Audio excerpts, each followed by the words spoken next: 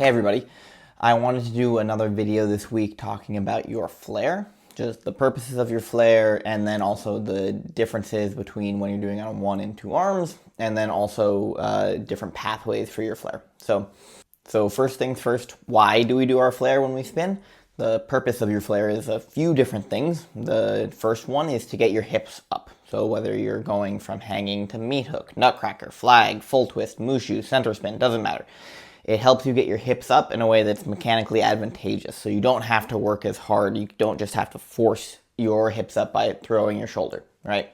The second thing is to provide direction. So your flare will change a little bit depending on where you're going. Mostly in this cohort, we're going to be focusing on skills that are rolling up the straps because I'm not very good at center spins. I'm not very good at coaching them.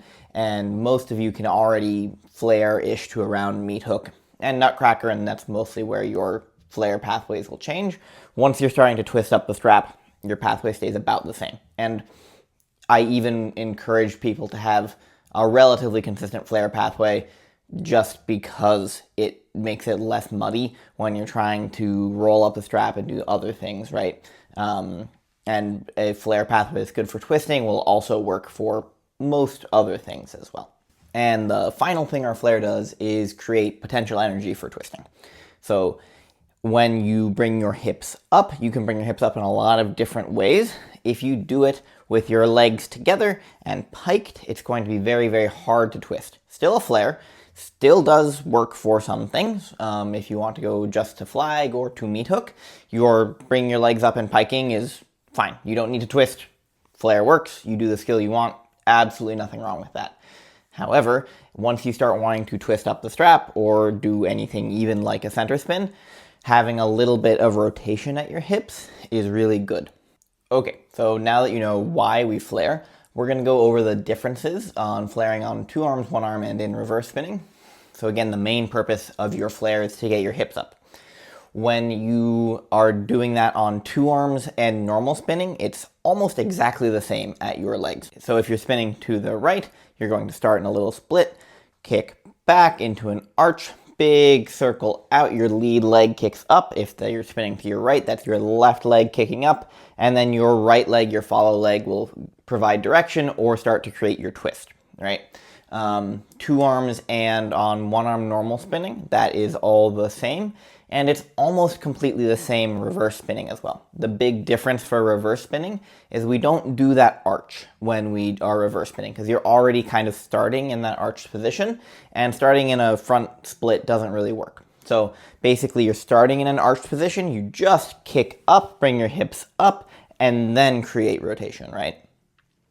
A lot of the time, sometimes I will see people do this kind of weird, janky hip circle. I also used to do this when I was first learning because you want to flare and do a big hip circle reverse spinning. You don't have to. You just really have to kick up and then rotate to wherever you want to go to.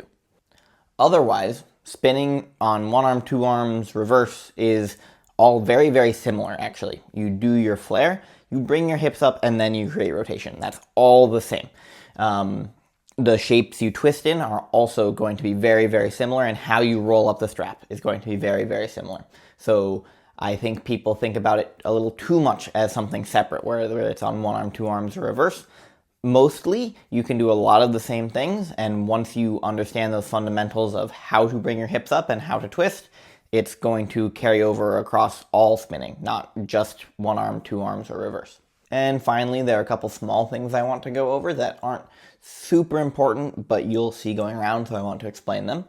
There are a few different alternate flare pathways where you'll see people do something a little different. The most common one is like a flare to nutcracker, and then people will push into a twist, whether that's into their center spin or their full twist, mushu, whatever.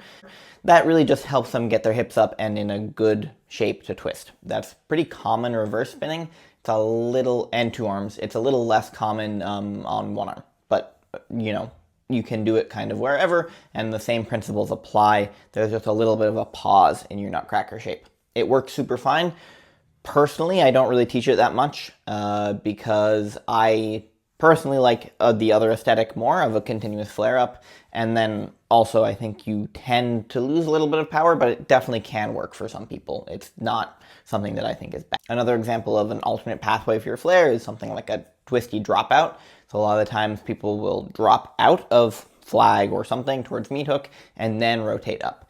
This kind of counter rotation gives you a lot of power on the way up, but is a little bit tricky to get the hang of. If you guys want me to cover that specifically, let me know. But it's a little funky, and I think it's more worth your time to get a really good flare. And then once you understand that, the twisty dropout becomes a little bit more intuitive. And lastly, I just want to go over a couple common mistakes with spinning and in your flare in general. Common mistake number one is the free arm doing the wrong thing. I did this for years and years. I did the wrong thing with my free arm.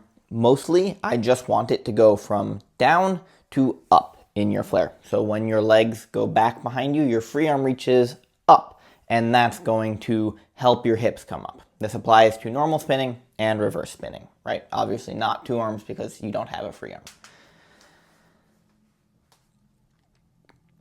There are some people who teach a little bit of an arm circle that follows the lead leg on the way up.